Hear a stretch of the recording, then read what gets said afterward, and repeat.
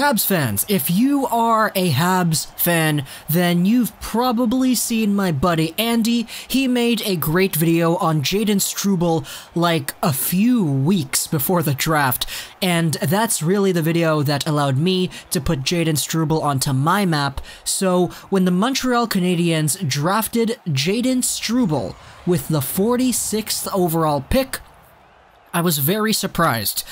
Not because I didn't know who this player was or because he's bad, but because he wasn't really supposed to go that high. I was very surprised to see him go in the second round, but alas, the Montreal Canadiens, they drafted themselves, literally speaking, the strongest player in the 2019 NHL Entry Draft. Let's talk a little bit about Jayden Struble, what exactly his potential is, his strengths, and what he's done so far, and what he's going to do going forward. Now, just to get things underway, Jayden Struble will not be a Hab for a few years. We'll be talking about why that is just in a little bit. Jayden Struble is one of the younger players in this draft, born on August 9th, 2001, so he's still 17. He doesn't turn 18 until August. He's 6 foot, 205 pounds, as a left-handed defender. So, Habs fans, yes, this is exactly what we need. Left-handed defense. It's not just Romanov anymore. We have ourselves some more younger prospects. Struble is a guy who played in the high school leagues in the American hockey system. That's really one of the more obscure and undervalued leagues in the NHL drafts that I've noticed. He played for the St. Sebastian School in the USHS Prep League, 40 points in 28 games played, 10 goals, 30 assists. Now obviously a 1.42 points per game is very good, but the high school league certainly is a different level of hockey. So overall, I wanted to take your attention over to what exactly it is Jayden Struble is able to do as a strong defender. And I mean strong. He's probably the strongest guy in the draft. And I mean that literally speaking. Here, check it out. At the draft combine, Jayden Struble finished first in 5 of the 18 fitness tests at the event. He was first in bench pressing. He had the highest mean power output. He had the furthest standing long jump, and both of his grips on the right hand and the left hand were first in the class. He's literally the strongest player in the draft. Just taking a look at a few of these tests themselves, for example, here's the mean power output of watts per kilogram for anaerobic fitness.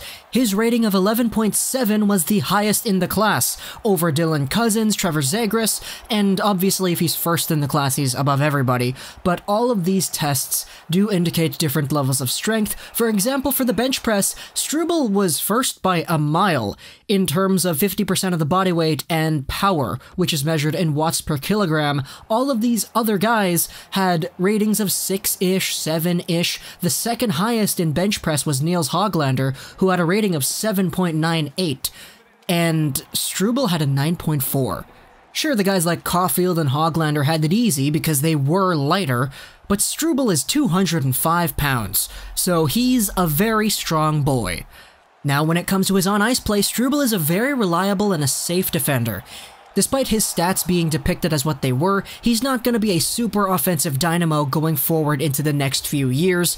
It's just that he's a really strong guy in terms of being able to do the right play.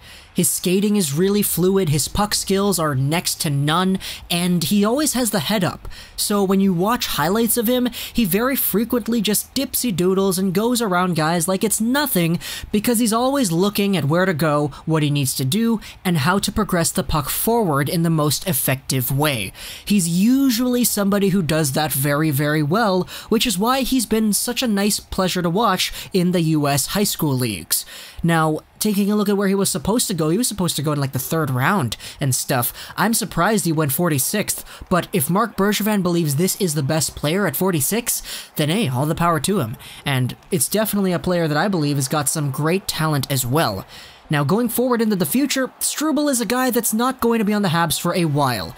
He's going to spend the next year with the Victoria Grizzlies in the BCHL. 2019-20 is going to be the year of Struble in Victoria, and as a BC guy myself, it's going to be really cool seeing what he's going to be able to do at the Junior A level in BC.